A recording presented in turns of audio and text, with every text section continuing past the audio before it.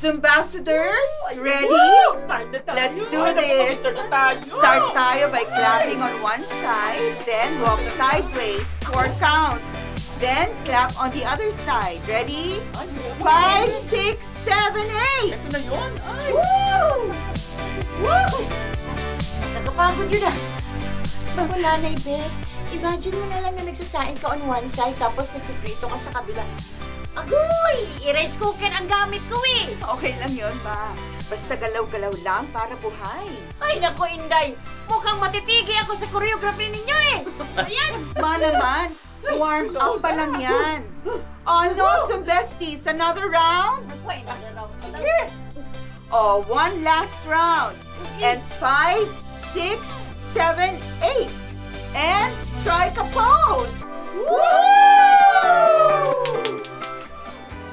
Ano, Zumbassadors? May energy pa ba kayo? Meron pa! Meron pa po! Okay, baka lang naubos na sa Zumba, ha? Meron pa tayong next activity. Padating na po yung food para sa ating Simba Zumba Sama-Sama Project! Sarap yan! Naisip po natin ito para ma-encourage ang mga kabarangay natin na magsimba lagi.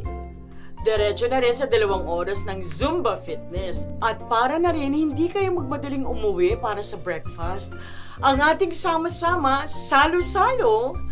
Open po ito sa lahat, pati na sa inyong mga pamilya. Proyekto po ito ni Mayora bilang paghahanda sa masayang Pasko. Uy, hala! Ano itong nakikita ko?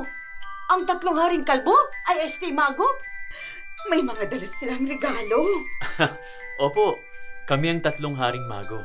At may dala kaming regalo para sa salo-salo. So, pass the voice of an angel. At ang dala ko naman ay ulam. Nagluto si ate ng manok na si Lola. Lola pala ang pangalan ng manok na niluto ng ate. Mag-Berting, ha? Magaling pala nito. Alam mo pala nyo. Berting, parinig ka, Berting. Yan. Oh, ito na. Parating na. Ikaw, Berting, ano dala mo? Ito naman ang akin. Ang sanhi po ng pagparito, nagtala po ng pinirito. Palabiro ka, Berting. Ito talaga. Ngayon lang namin ipinadala para mainit-init pa. Maraming salamat sa pagbitbit, ha, Romy, Kaberting at Mang Tano. Salamat. Hello, hello, hello. Sorry na late kami sa Zumba. Ang tagal maluto nitong pansit eh. Ay, nako. Salamat, Chairwoman. Bukas agahan natin, ha? At sasali na rin ako sa Zumbahan. But wait, there's more. May pakape at pa-juice din kaming dala. Ay, wow! Talaga? Naku, bukas o kaya next time kung kailan yung schedule ulit, doon naman tayo sa barangay mo, ha? At saka, ire-recommenda ko sana kay Mayora na maging co-chair ka ng activity na ito kung okay lang sa'yo. Oh, sure. Ang pagkakaisa natin dapat maging solid. Di lamang sa panahon ng pangangailangan, di ba? Ika nga, reliable, rain or shine. Parang sir, laging maaasahan. O isang ang chant dyan, some besties. Nabis ko tuloy ang besh kong si Winnie. Siya kasi yung pinadala ng Kapitana para sa 2-day seminar ng life. Ito na. O ito, Simba, Zumba, sama-sama. Okay. Simba, Zumba, sama-sama! Simba, Zumba, sama-sama! O teka, tapos ng Zumba portion natin. Naaliw tayo masyado. Ang haba na pala ng pila. Oo, ang haba.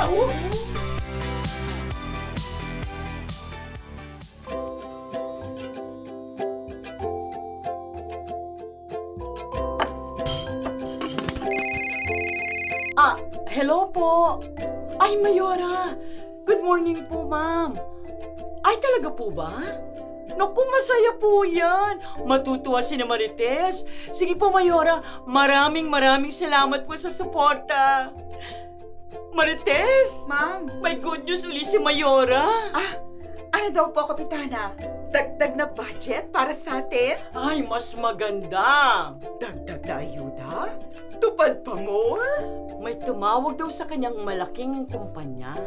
Gusto nila mag-sponsor sa mga activity natin. Ha?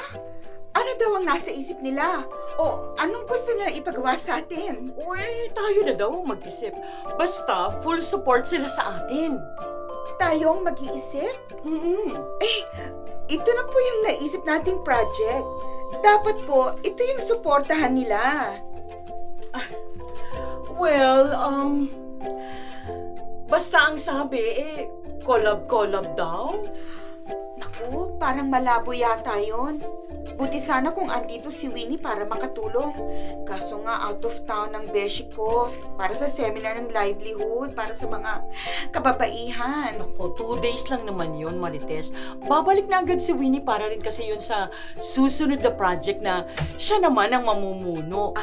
Anyway, ipatatawag daw tayo ni Mayora sa isang meeting. Ha?